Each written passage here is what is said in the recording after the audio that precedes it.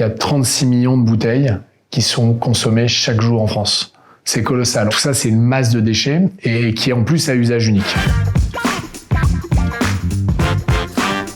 Cette bouteille en plastique, pour la fabriquer, il faut chauffer du pétrole à 900 degrés.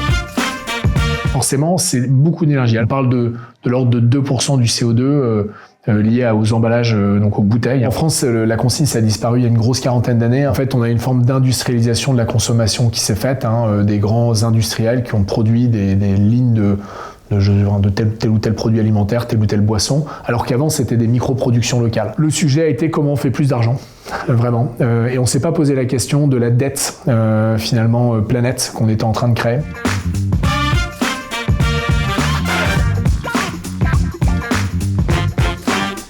Le réemploi, vrai avantage, c'est que chaque contenant qu'on va du coup récupérer va être nettoyé. On va globalement beaucoup moins utiliser d'eau ou d'énergie pour nettoyer un contenant que pour le fabriquer. En tant que client, vous allez sur l'application Le Fourgon ou le site e-commerce lefourgon.com.